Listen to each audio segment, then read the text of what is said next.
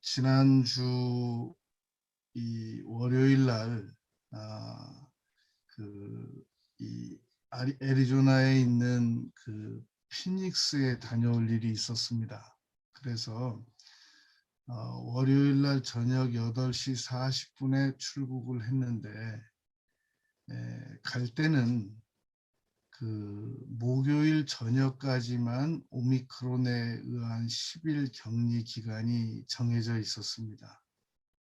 그래서 이제 저는 금요일 날 새벽 아침 7시에 도착을 이제 할 것이기 때문에 아주 여유 있게 감사하게 그런 마음을 가지고 출국을 했습니다.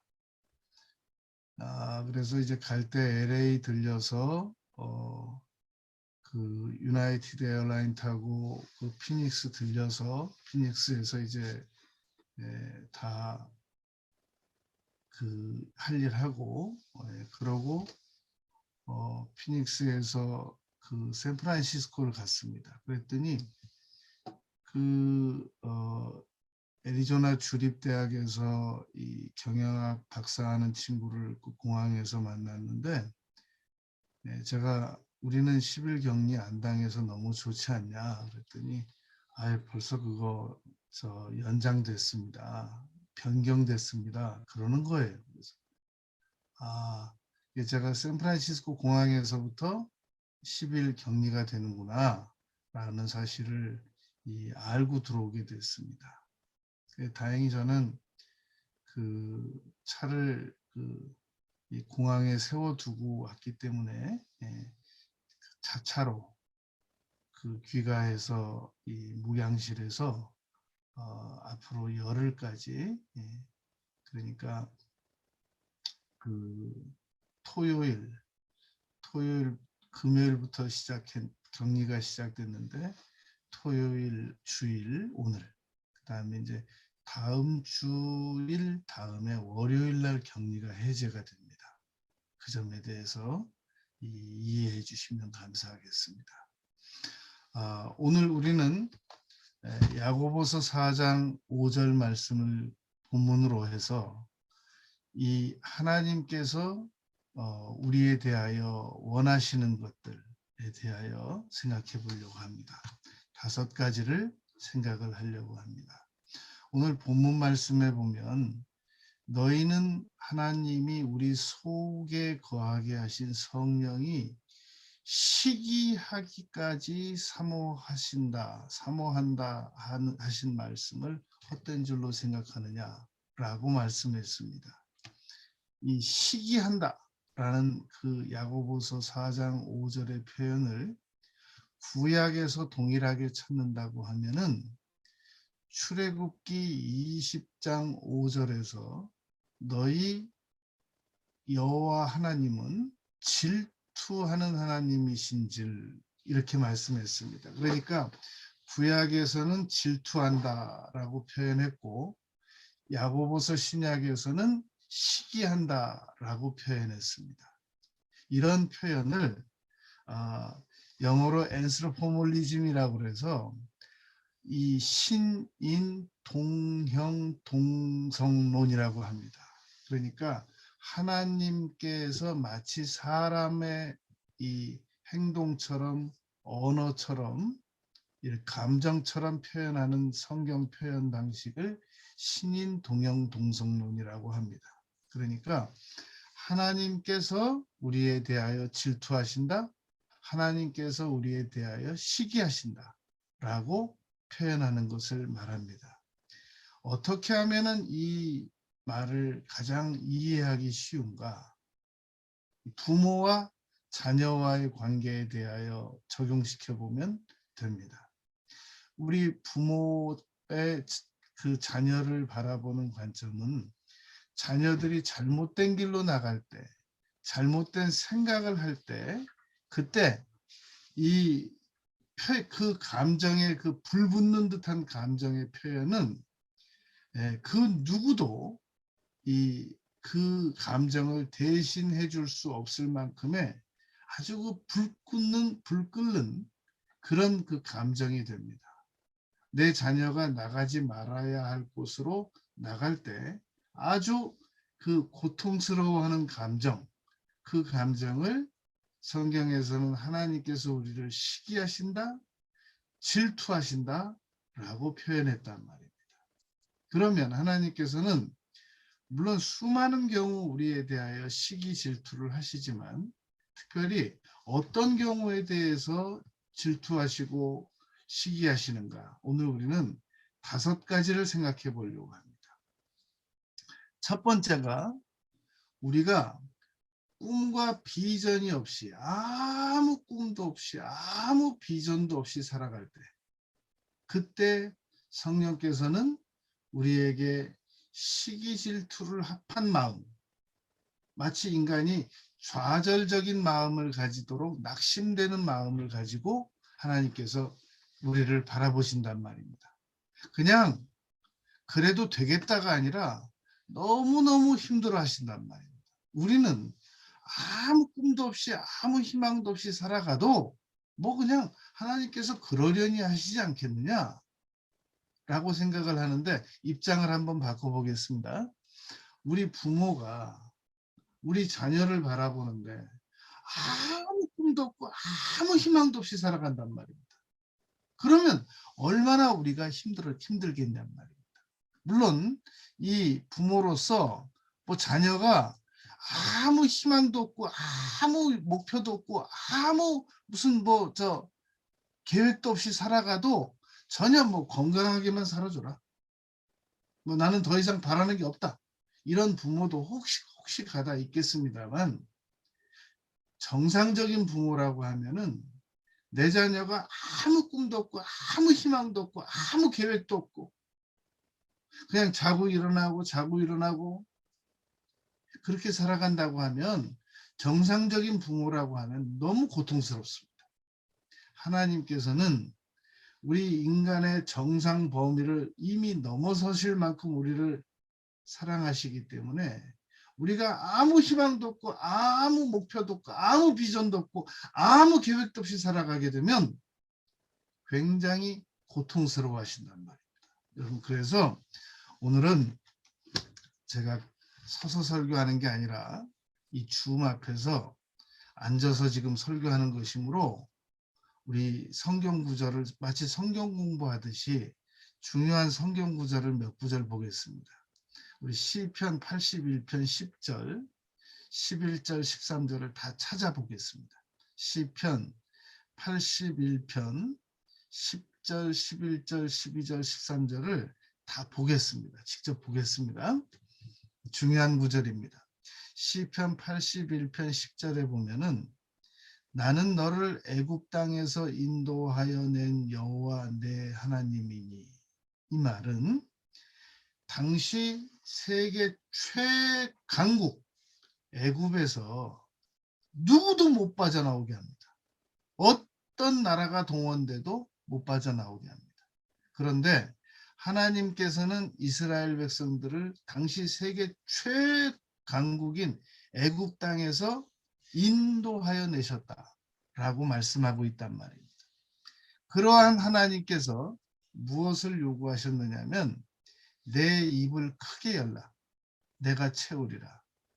여러분, 내 입을 크게 열라 내가 채우리라는 말은 너의 생각을 크게 열어라, 내가 그 생각이 이루어질 수 있도록 해주겠다 라는 표현이란 말입니다.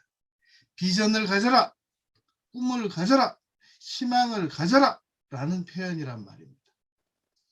그런데 어떤 태도를 이스라엘 백성들이 취하였냐면은 내 백성이 내 소리를 듣지 아니하며 이스라엘이 나를 원하지 아니하여도다. 아니 여러분, 왜 하나님께서 입을 크게 열고 생각을 크게 가지면 채워주시겠다 라고 말씀하시는데 왜 도대체 입을 열지 않을까요?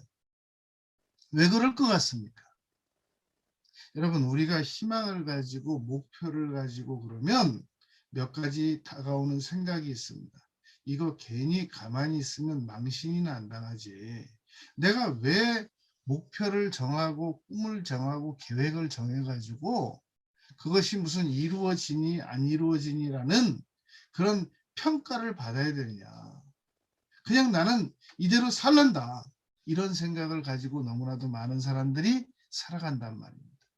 그리고 또 입을 넓게 열지 않는 이유는 입을 넓게 열려면 계속 움직여야 되고 부지런히 움직여야 되고 이번에도 그 샌프란시스코에서 공항에서 만난 그 한 30대 되는 청년이었습니다. 그 애리조나 주립대학에서 그 경영학 박사 과정을 공부한다는데 제가 공부하는데 얼마나 힘드냐라고 물어봤더니 그렇게 대답했습니다. 학교에서 이 박사과정 그 경비를 다 대줘서 그 애리조나 주립대학을 갔다는 겁니다. 그런데 일주일에 한 번 정도는 꼭 날을 새야 된답니다. 그래서 그렇게 안 하고는 못 쫓아가겠냐 그랬더니 쫓아갈 수가 없습니다. 실적을 내야 되고 내 돈 가지고 공부하는 것도 힘들지만 학교에서 지원해 주는 경비를 가지고 이렇게 박사과정을 공부하다 보니까 그걸 다 매주 도저히 따라가지 않으면 안 될 만큼의 열심히 공부를 해야 된다는 겁니다. 너무너무 힘들다는 겁니다. 여러분 세상에 수능생만 날 새는 게 아닙니다. 수능생만 열심히 공부하는 게 아닙니다. 각 분야에 있는 사람들 이 하버드의 새벽 4시라는 그런 내용도 있지 않습니까? 하버드생들이 얼마나 많은 이 과제를 하고 얼마나 많은 책들을 읽어야 하고 놀라울 정도로 공부를 해내야 된단 말입니다. 분량을. 그런데 학생들만 공부하는 게 아니라 하나님께서는 일반 주부, 부모, 노인, 남녀, 노소, 빈부, 귀천 할 것 없이 입을 넓게 열라. 내가 채우리라. 그것도 자세히 보세요. 10절에. 내 입을 열라 그랬습니까? 크게 열라 그랬습니까? 크게 열라. 내가 채우리라. 라고 말씀했단 말이에요.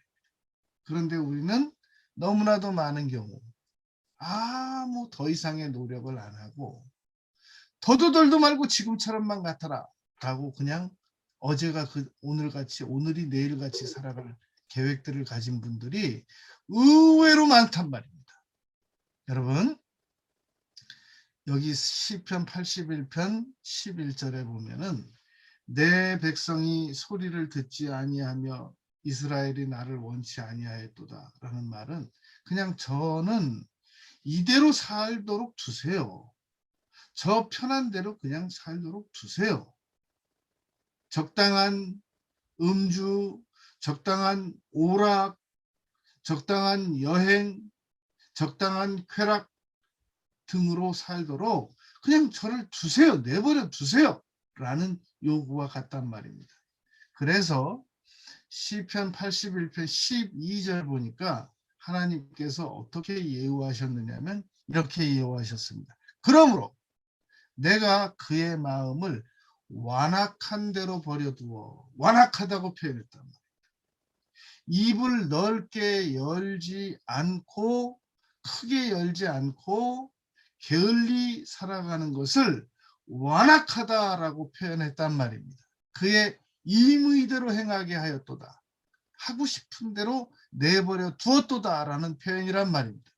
그러기 때문에 여러분 꿈과 비전을 가지지 않고 살아가는 것이 무슨 하나님을 슬프게 하는 일인가?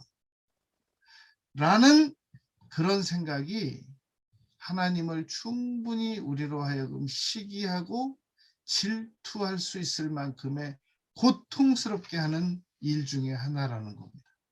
그러므로 여러분 우리는 꿈과 비전을 가져도 되고 안 가져도 되고 꿈과 비전을 한마디로 합하면 희망이라고 합니다. 희망적인 생각을 가져도 되고 안 가져도 되고 그런 것이 아니다 라는 겁니다. 잠언 28장 18절에 보면은 묵시가 없으면 백성이 방자히 행하거니와. 묵시가 없으면, 그러니까 비전이 없는 사람은 그냥 방자하게 살아간다는 겁니다. 되는 대로 살아간다는 얘기란 말입니다.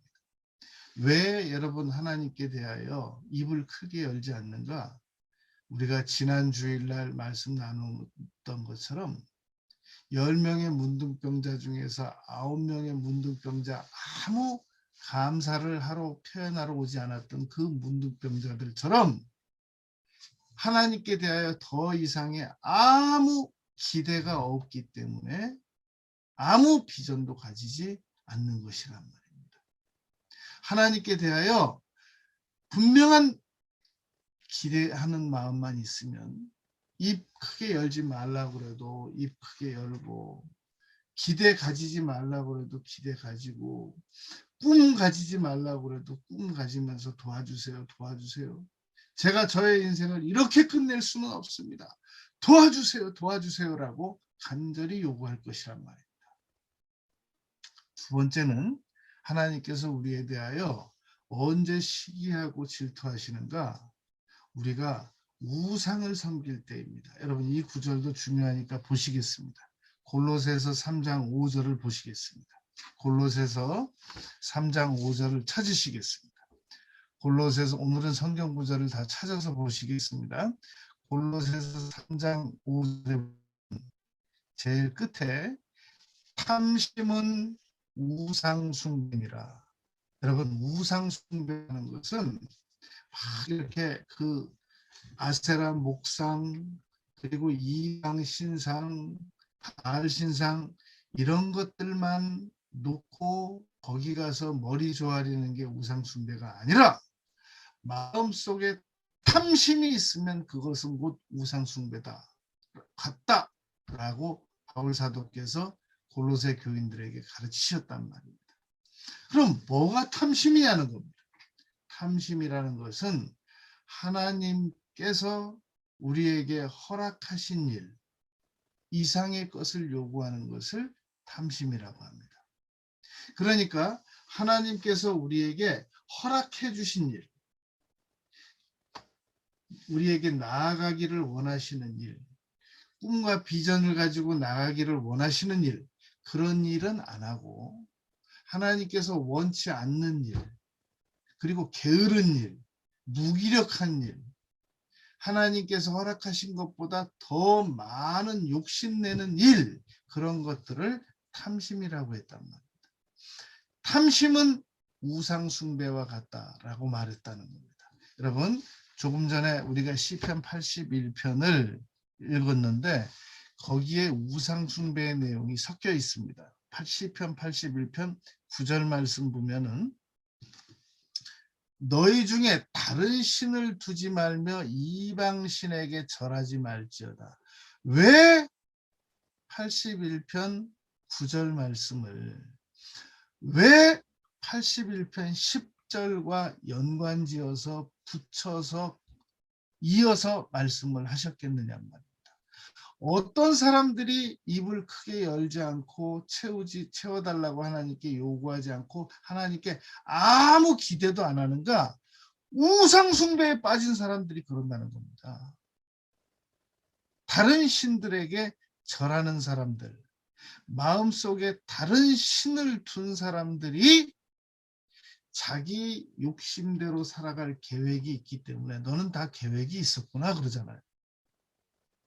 자기만의 욕심대로 살아갈 계획이 있었기 때문에 그 길로 나아가기 위하여 하나님께 대하여 입을 크게 열지 않았다라는 겁니다.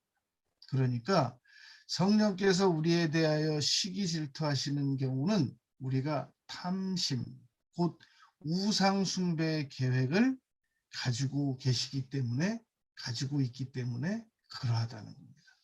여러분 시편 81편에 13절을 보면 이렇게 말씀했습니다. 내 백성아 내 말을 들으라. 이스라엘아 내 도를 따르라. 그리하면 내가 속히 그들의 원수를 누르고 내 손을 돌려 그들의 대적을 치리니. 여러분, 우리가 꿈과 희망을 가지고 하나님께서 원하시는 올바른 길로만 나가면 하나님께서 우리의 고난의 문제도 해결을 해 주시겠다라는 겁니다. 그런데 우리가 하나님께서 원하시는 그 꿈과 희망의 길로 나아가지 않고 꿈과 비전의 길로 나가지 않고 우리가 원하는 우리의 욕심대로 살아가는 탐심대로만 나아가기 때문에 우리의 대적을 그대로 내버려 두신다라는 말입니다. 여러분, 우리 부모들은 우리 자녀들이 공부를 열심히 해주기를 바라고 성실하게 살아주기를 바라는데 우리 자녀들이 너무 오랜 시간 이 게임이나 하고 이 공부 안 하고 하지 말아야 될 일을 하면 어떤 마음의 표현을 가지게 되느냐면 마음이 불이 붙는 것 같습니다. 너무 고통스럽단 말이에요.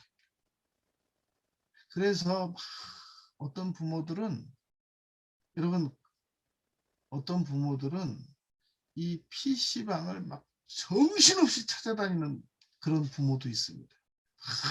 문 열어보고 다 의자 다 살펴보고 또 없으면 또 그 옆에 PC방 가갖고 또 문 열어보고 막 다 샅샅이 의자 다 찾아보고 또 없으면 또 그때 그 돌아다니는 그 심정을 한번 보세요. 마음에 불이 붙어서 그런 거란 말이에요. 그리고 우리 자녀들이 잘못된 길로 나가가지고 집에 안 들어오고 그러면 막 정신없이 찾아다니고 발견하면 막 붙잡아서 끌고 그게 불이 붙어서 그런 거란 말입니다. 마음에 불이 붙어가지고. 그런데 우리가 우리 자녀들에게만 그런 게 아니라 하나님께서 우리에 대하여 그러시다.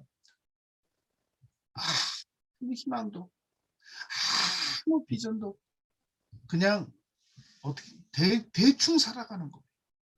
너무 힘들어한다는 거예요. 그래서 세 번째 하나님께서 우리에 대하여 시기하고 질투하시는 경우는 우리가 부정적인 언행을 해가면서 살아갈 때입니다. 입만 열었다면 계속 부정적인 언어, 부정적인 추측, 부정적인 과거 재생, 부정적인 권면, 부정적인 비판, 계속 부정적으로만 얘기를 하는 겁니다. 나는 병들 것 같아. 아무래도 나는 올해는 못 살 것 같아. 나는 그냥 뭐 원래 그렇게 타고났어. 나는 그냥 이렇게 살다가 죽을 거야. 이런 부정적인 표현들을 너무너무 성령께서 싫어하신단 말입니다. 자, 골로새서 3장 16절 보겠습니다. 골로새서 3장 16절을 다 찾겠습니다. 골로새서 3장 16절. 그리스도의 말씀이 너희 속에 풍성히 거하여 모든 지혜로 피차 가르치며 권면하고 시와 찬송과 신령한 노래를 부르며 감사하는 마음으로 하나님을 찬양하라. 이렇게 기록이 되어 있단 말입니다. 여러분, 사람의 생각이라는 것은 언덕 위에 놓여진 수레와 같아서 위로 계속 잡아 끌지 않으면 그냥 곧바로 아래로 내려가고 추락합니다. 사람의 생각이라는 것은 아침에 눈 뜨자마자 내버려 두면 계속 부정적인 곳으로 흘러갑니다. 안 될 거야. 몸은 아플 거야. 우리 애들도 별로 잘 안 될 거야. 나도 이대로 이제 살다가 이렇게 이대로 나이 먹어서 어느 날 병들어서 죽게 될 거야. 여러분, 이런 부정적인 사고와 생각을 누가 가져다 주는 것이겠냔 말입니다. 어디서 그런 생각을 계속 공급받고 있는 것이겠냔 말입니다.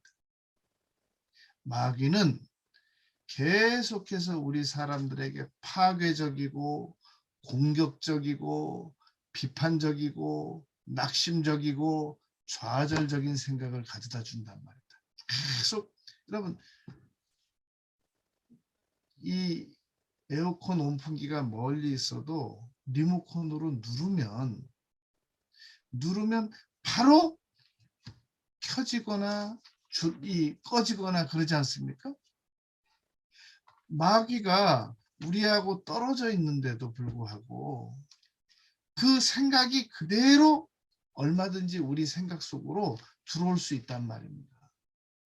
그러니까 생각을 내가 내 마음대로 주장할 수 있다. 그게 그렇게 돼 있질 않습니다. 마귀는 계속해서 우리 마음속으로 부정적인 생각을 보낸단 말입니다. 그러므로 그 부정적인 생각을 떼내고 계속해서 우리 생각 속에서 부정적인 생각을 잡아 떼내야 된단 말입니다. 그리고 꾸짖어서 내어 쫓아야 된단 말입니다. 그런데 너무나도 많은 경우 이 생각이 우리 부정적인 생각이 우리 마음속에 들어오지 않을 거라고 생각하고 그냥 가만히 있는 겁니다. 그렇게 해서는 안 된단 말입니다. 여러분 우리가 내가 부정적인 생각을 안 하려고 해도 내가 부정적인 생각을 가지고 있지 않으려고 그래도 우리를 만나는 사람이 옆에서 계속 부정적으로 생각을 하고 우리에게 말을 하게 되면은 우리가 어느 틈에 그 말을 그대로 따라 듣고 우리의 생각이 부정적으로 변합니다. 그러니까 절대로 우리 생각 속에서 부정적인 생각이 안 들게 하려면 부정적인 생각을 가져다 주는 마귀도 조심해야 되지만 부정적인 생각을 우리에게 마귀에게 전달받고 우리에게 계속 전달을 해주는 사람도 조심해야 된답니다. 그런데 우리는 우리하고 친한 사람이라는 그 명분으로 말미암아 그냥 부정적인 말을 하든지 안 하든지 그대로 계속 우리의 귀를 내주는 겁니다. 자, 우리 다 한번 찾아보겠습니다. 요한복음 13장 2절을 보시겠습니다. 중요합니다. 다 찾아보겠습니다. 요한복음 13장 2절. 요한복음 13장 2절에 보면은 마귀가 벌써 시몬의 아들 가롯 유다의 마음에 예수를 팔려는 생각을 넣었더라. 여러분 마귀가 생각을 우리 마음속에 넣어줄 수 있단 말입니다. 그래서 이 귀신이 아무나 들리는 게 아니라 귀신이 자주 들려서 계속해서 그 귀신의 지배를 받게 되면 신체가 계속 원치 않는 방향으로 이 작동이 됩니다. 여러분 어떤 우리 몸속에 장애가 온다는 것은 우리 생각으로 한번 생각해 보세요. 우리 생각으로 우리가 그 장애를 따라가고 싶겠습니까? 절대 아니죠. 그런데 자꾸 우리 신체가 이 어떤 장애를 따라간단 말입니다. 왜 그러냔 말이죠. 요한복음 13장 2절입니다. 우리 마음에 마귀가 생각을 넣었더라 그러잖아요. 어떤 생각을 넣었느냐. 가롯 유다도 적어도 여러분 예수님을 자기 스승을 팔아먹을 이 세상에 어떤 사람이 자기 스승을 팔고 싶겠어요. 누구도 팔아서는 안 되지만 어떤 사람이 자기 스승을 팔고 싶겠습니까?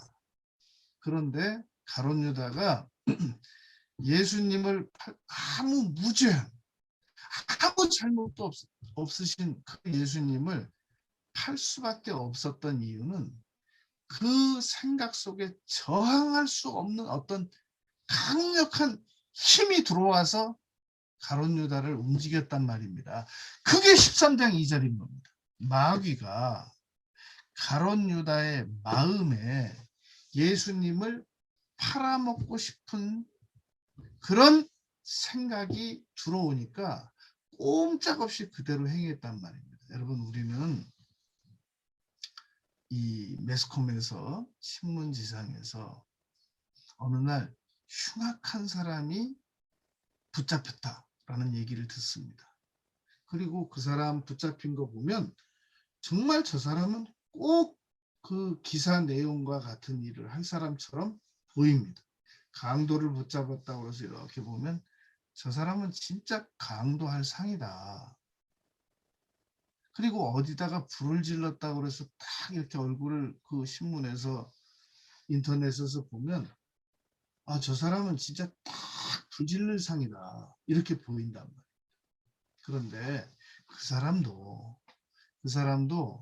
더 이상 죄를 짓지 않아 보려고 많은 노력을 스스로 하지만 도저히 그 안에서 저항할 수 없는 어떤 강력한 힘이 그 사람의 발걸음을 움직이고 그 사람의 몸을 움직이고 손을 움직여서 그런 범죄를 하게 만드는 겁니다. 그게 여러분 13장 2절입니다.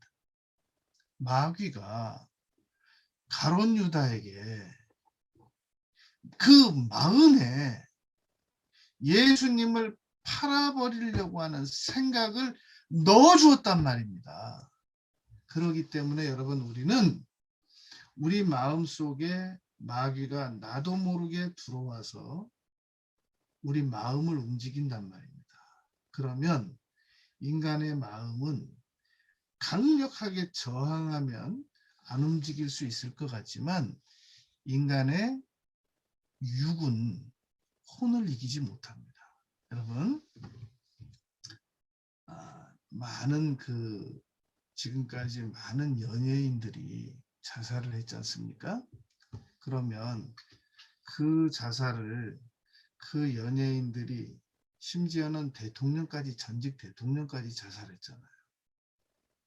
그러면 여러분, 그 몸이 이렇게 반응하면 되잖아요. 전직 대통령께서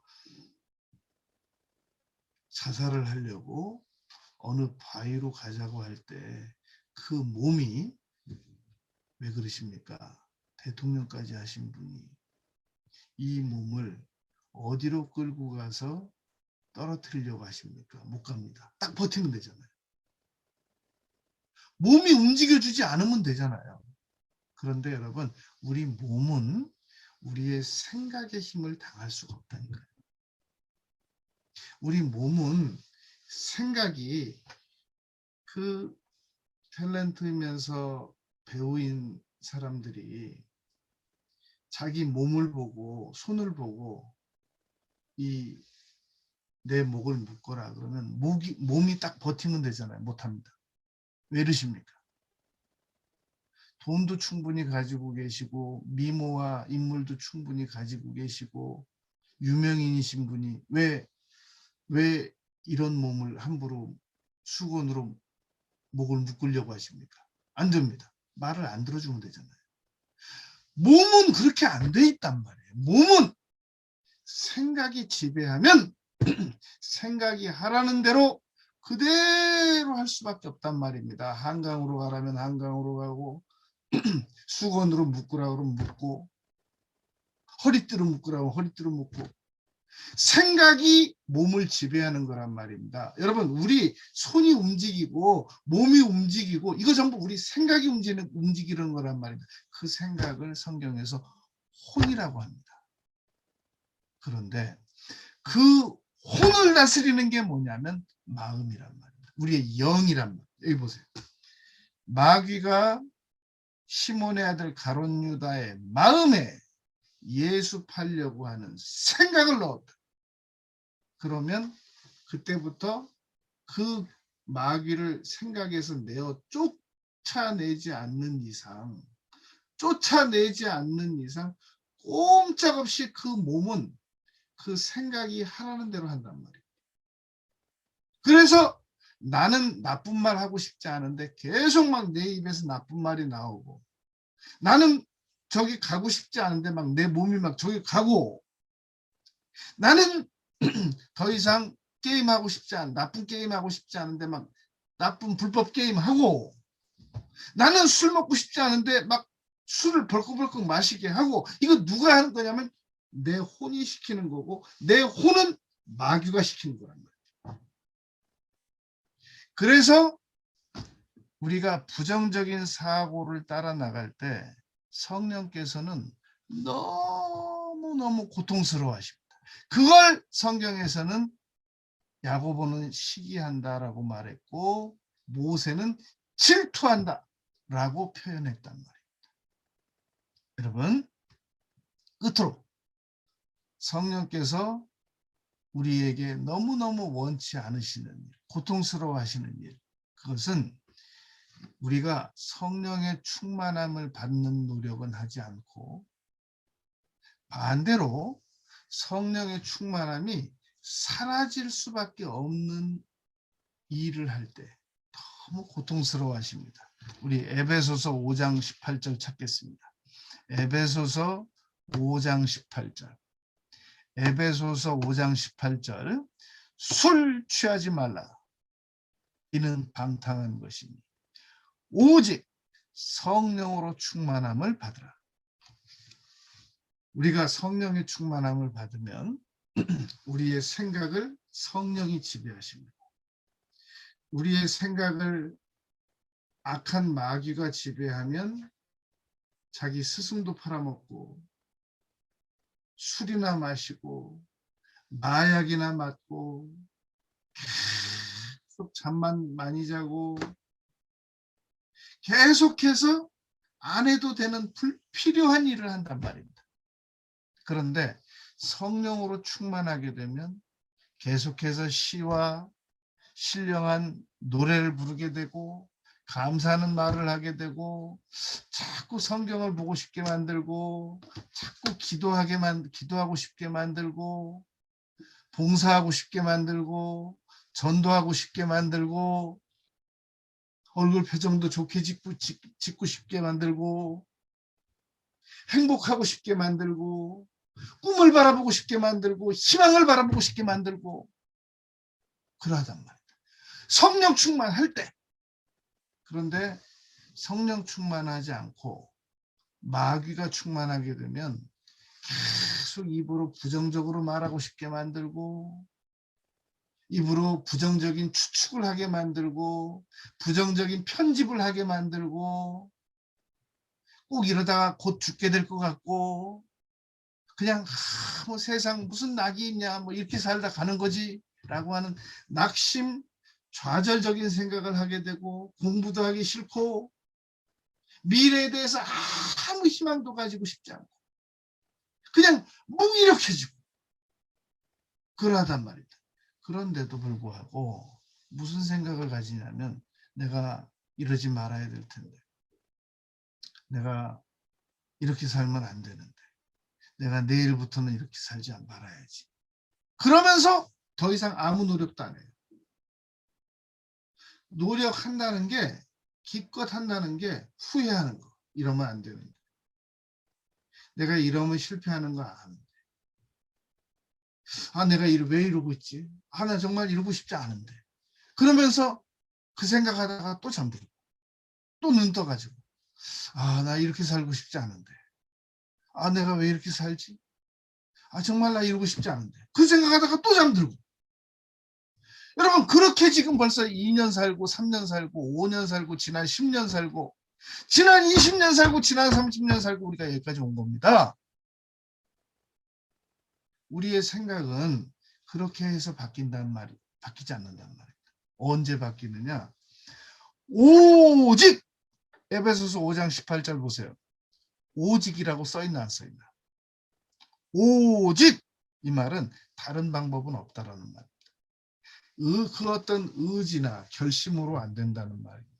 스가랴서 4장 6절 말씀 보면 이는 힘으로도 안 되고 능으로도 안 되고 오직 여호와의 신으로만 되느니라 라고 써 있는데, 에베소서 5장 18절에서도 오직 성령의 충만함으로만 가능하다라는 겁니다. 오직 성령의 충만함을 받을 때만 여러분 우리 생각을 바로잡을 수 있습니다. 통제할 수 있습니다. 그래야만 꿈과 비전, 희망을 가지게 되고 탐심, 우상을 버리고 부정적인 언어, 생각, 습관, 태도 다 버리고 그리고 다시 또 성령의 충만함을 받기 위해서 노력을 한단 말입니다. 여러분 자동차가 배터리를 하나 사서 본닛에다가 이렇게 넣어도 그게 만약에 제네레이터라는 곳에 가야 계속 재충전이 되지 않으면 배터리 여러분 이틀에 하나씩 사서 써야 돼요. 배터리 이틀에 재충전이 안 되면 배터리 이틀에 하나씩 써서 사면 얼마나 많은 경비가 들어가는지 모릅니다. 그런데 배터리 하나 딱 사서 그 본닛에 넣으면 계속 달리면 차가 달리면 달릴수록 재충전이 됩니다. 그러면 또 그 다음에 시동 걸면 또 걸리고 또 한 바퀴 돌아. 그래서 차를 가만히 그냥 세워두면 방전된다고 그러잖아요. 계속 달리고 오면 또 충전돼 있고 그럼 또 그 다음에 또 시동 걸어서 또 타고. 여러분 우리가 계속해서 성령의 충만함을 받으면 그 성령의 충만함으로 말미암아 우리의 생각을 지배하게 되고 그 생각이 우리의 꿈과 희망을 가지게 되고 목표와 계획을 위해서 나가게 되고 욕심은 잘라내고 부정적인 언어는 끊어내고 그리고 일체 희망적인 생각을 가지고 오늘보다 더 나은 내일, 내일보다 더 나은 모레, 이번 달보다 더 나은 다음 달, 올해보다 더 나은 내년 살아가게 된단 말입니다. 그런데 성령의 도움을 받지 않고 그 나약한 자기의 의지, 여러분 가룟 유다도 그렇게 살고 싶지 않았어요. 그런데 마귀가 그 생각을 강제로 침입해 갖고 들어와서 네 스승 팔아라. 그러니까 팔았고 스승 팔고 나니까 이제 양심의 가책이 되잖아요. 자살해라. 그러니까 또 자살했고. 여러분 그렇게 된단 말이에요. 성령께서 왜 오늘 본문 야고보서 4장 5절에서 성령이 시기하기까지 사모한다. 왜 우리를 시기하기까지 고통스러워 하시면서 우리를 올바로 살아가기를 원하시느냐? 왜 우리에 대해 질투하는 마음을 가지면서까지 우리가 올바로 살아가기를 원하시는가? 하나님께서는 우리를 사랑하시기 때문에 그러하시단 말입니다. 여러분, 우리가 부모를 고통스럽게 하면서 월급 타서 돈 좀 가져다 준다고 우리 부모가 행복해지는 건 아니잖아요. 여러분, 우리 부모님을 우리가 가서 돈 좀 벌어가지고 무슨 뭐 첫 월급 타서 내복 한 벌 사다 주고 털신 하나 사다 주고 그런다고 우리 부모가 행복해지는 거 아니잖아요. 돈 좀 벌어가지고 우리 부모님 그 무슨 제주도 여행, 해외 여행 한번 시켜준다고 우리 부모가 행복해지는 거 아니란 말이에요. 우리가 돈 좀 벌어가지고 큰 맘 먹고 우리 부모님 집 한 채 사준다고 그래서 우리 부모가 행복해하는 거 아니에요. 그 사준 집에 들어가지 않아도 우리 자녀가 올바른 생각을 가지고 올바로만 살아나가면 우리 부모는 행복해요. 그런데 우리 자녀들이 돈도 벌고 진급도 하고 몸도 건강한데 잘못된 생각을 가지고 무기력하게 살아가요. 얼마나 고통스럽겠어요. 그걸 시기한다, 질투한다라고 표현한단 말이에요. 우리 자녀들이 그렇게 살면 우리 부모가 고통스러워하는 것처럼 우리가 하나님 앞에서 아무 희망도 없이 불필요한 욕심 가지고 부정적인 언어 습관 태도 가지고 신앙생활 제대로 하지 않으면서 살아가면 성령께서 고통스러워하십니다. 남은 생애를 날마다 자동차가 다음 주행을 위해서 재충전을 받는 것처럼 꼭 받아두는 것처럼 우리가 성령의 충만함을 항상 유지해서 꿈과 희망을 가지고 절대 긍정적인 언어와 생각과 습관과 태도를 가지고 살아나가는 우리 모두가 되시기를 바라겠습니다. 기도드리겠습니다.